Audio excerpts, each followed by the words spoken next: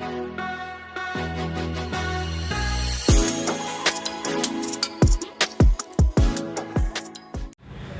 देखें फ्रेंड्स, ये एक नया क्वेश्चन, बहुत अच्छा क्वेश्चन है, प्यारा सा क्वेश्चन है, आपके एग्ज़ाम में कभी कभी आ जाता है तो आपको काफ़ी प्रॉब्लम होती है ना। प्रॉब्लम ना हो इसके लिए पहले ही आप सॉल्व करके जाइए। क्वेश्चन है, check whether 301 is a term of the list of numbers 5,1, 5,11, 17, 23 ... चलिए इस क्वेश्चन को सॉल्व करते हैं और देखते हैं किस तरीके से सॉल्व होगा। पूछा यही गया है कि 301 क्या इस एपी का कोई टर्म है या नहीं है, चेक कीजिए। बस इतना ही पूछा गया और कुछ नहीं। तो चलिए हम लोग इसको करते हैं सॉल्व। यहाँ देखें, ये जो आपका दिया है नंबर, ये आपका nth टर्म की वैल्यू यानी an की वैल्यू है, ठीक है। इसके बाद में यहाँ देखें फर्स्ट टर्म कितना हो जाएगा, नहीं a की वैल्यू 5 हो जाएगी और d की वैल्यू कितनी हो जाएगी, second term minus first term यानी 11 - 5 = 6 हो जाएगी ना। फार्मूला आपको पता है क्या होता है, an = a + n - 1 × d। Clear.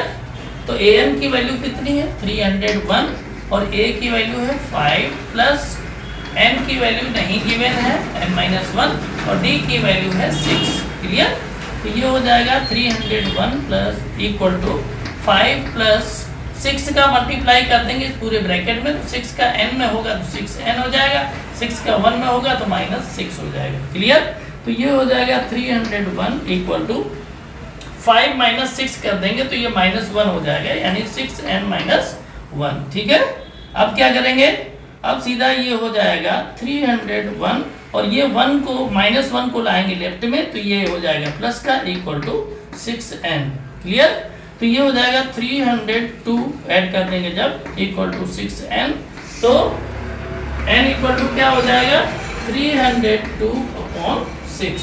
2 से डिवाइड कर देंगे, 2 3 जा 6 और इसको करेंगे तो हो जाएगा 151 यानी n की वैल्यू आएगी 151/3। याद रखिए 3 से डिवाइड नहीं होगा और इस तरीके से फ्रैक्शनल n की वैल्यू नहीं होती, आप याद रखें n की वैल्यू इस तरह से फ्रैक्शनल नहीं होती है और ये फ्रैक्शनल वैल्यू निकली है। इसका मतलब ये है कि 301 इस एपी का कोई भी टर्म नहीं है, याद रखिएगा कोई भी टर्म नहीं है।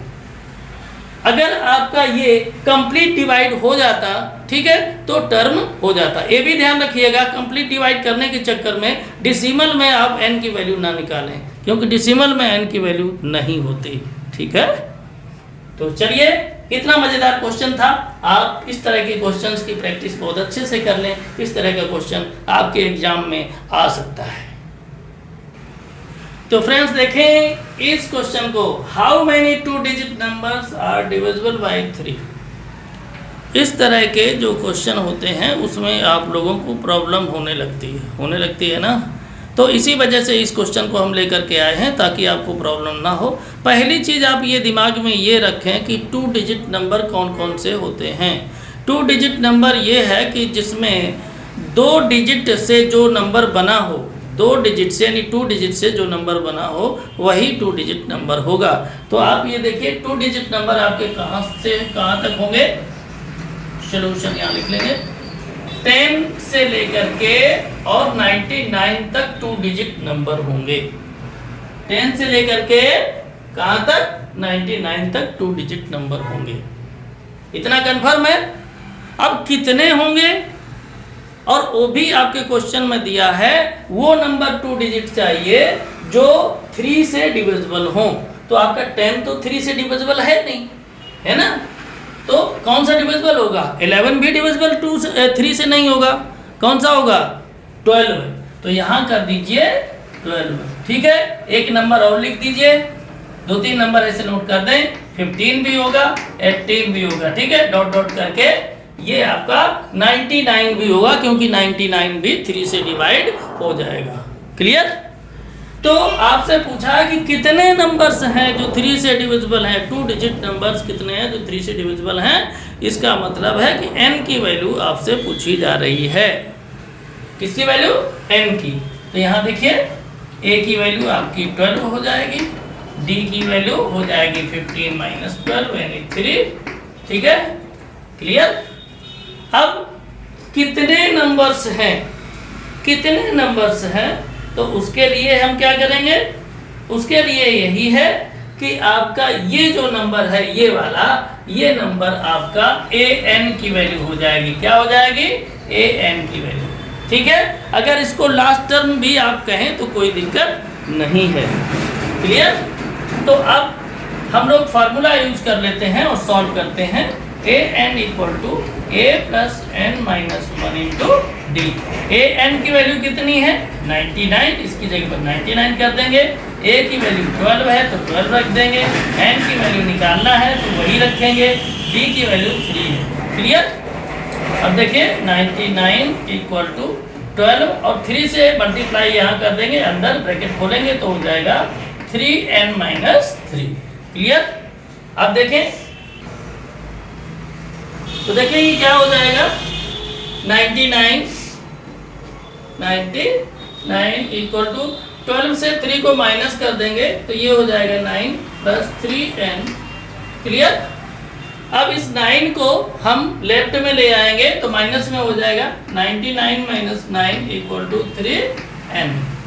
तो 99 से 9 को माइनस कर देंगे तो आ जाएगा 90, आ जाएगा ना, = 3n। तो n = क्या हो जाएगा? 90/3। डिवाइड करेंगे तो कितना आ जाएगा?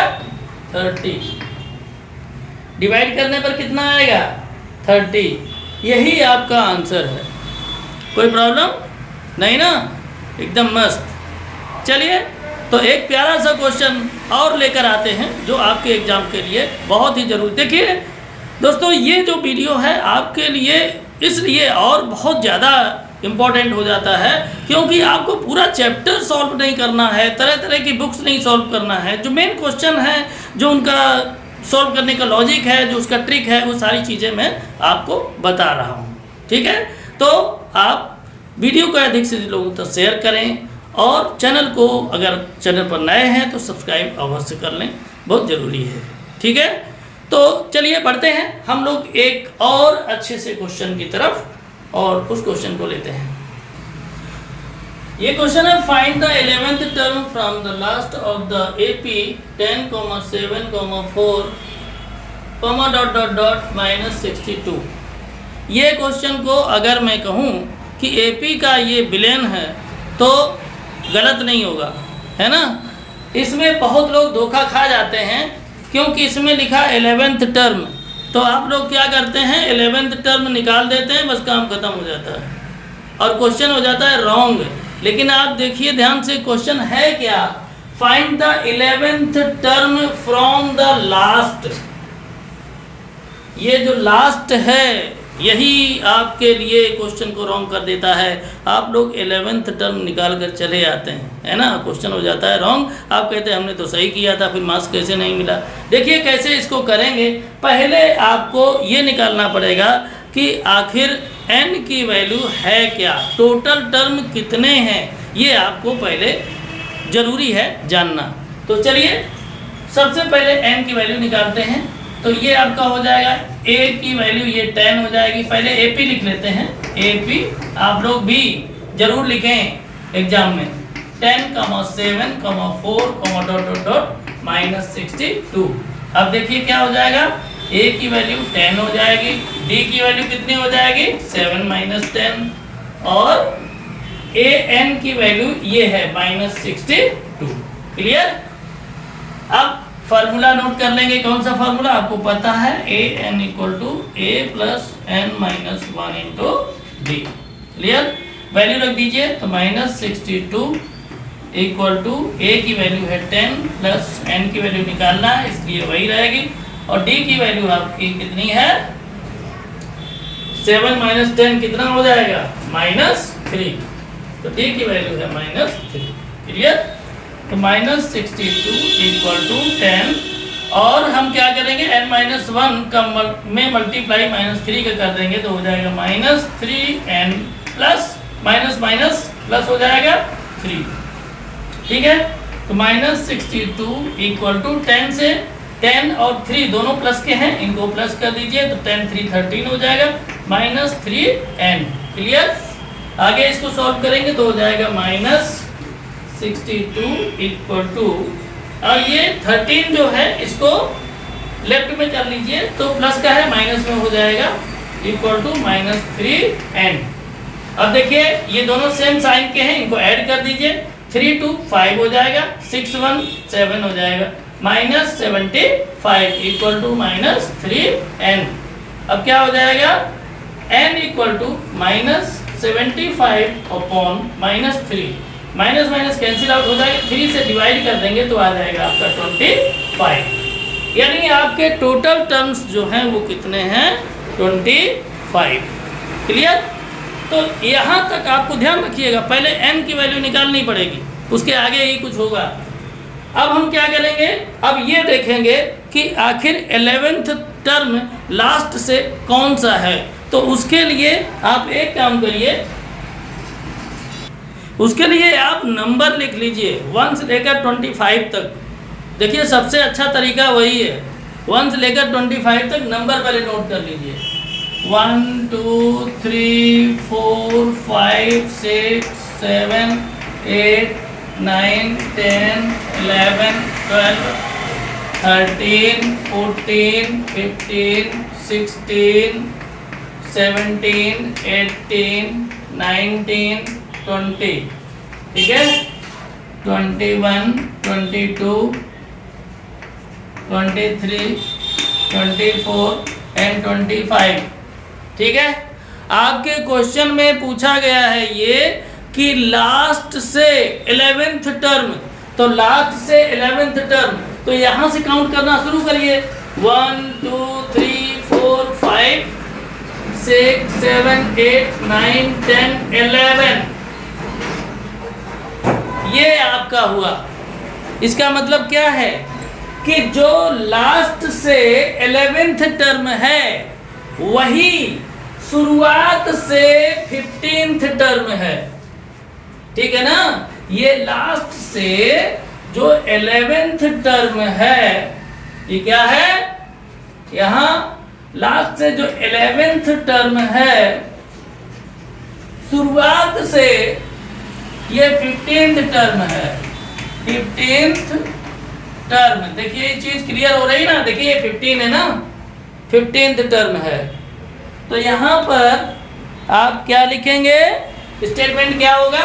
देखिए ये हमने आपको समझने के लिए किया है, ये कॉन्सेप्ट है, आप इसको अच्छे से समझ लें। कोई भी क्वेश्चन इस तरह से आ सकता है, अभी 11th टर्म है, किसी में 8th टर्म दे सकता है, 13th टर्म दे सकता है, तो कॉन्सेप्ट यही रहेगा, याद रखिएगा। तो आप इसको सॉल्व कैसे करेंगे, जो ये लिखा उसी तरीके से करेंगे। मतलब ये लिखेंगे 11th term from the last equal to 15th term from the beginning. ठीक है, 15th टर्म बिगिनिंग से जो है वही लास्ट से 11th टर्म होगा। तो आप क्या यहाँ पर लिखेंगे, 15th टर्म आपका क्या हो जाएगा, 15th टर्म के लिए आप लिखेंगे a प्लस n, n की जगह 15 हो जाएगा, 15 माइनस 1 इंटू डी। क्लियर। अब a की वैल्यू कितनी है, आपका AP कितना है देख लीजिए, उसमें a की वैल्यू है 10 प्लस 15 माइनस 1 14 हो जाएगा, और d की वैल्यू आपकी है -3, तो -3 कर दीजिए, तो ये हो जाएगा 10 और 14 3 जा कितना हो जाएगा 42, और प्लस माइनस के मल्टीप्लाई करेंगे तो हो जाएगा माइनस। ठीक है, अब इसको हम लोग माइनस कर देंगे, 10 माइनस 42, तो ये आ जाएगा -32। यही आपका हो गया आंसर। इसी तरीके से हम लोग इस तरह के क्वेश्चंस को सॉल्व करते हैं। आप लोग बहुत अच्छे से इसको समझ लें, इसी तरह से करेंगे।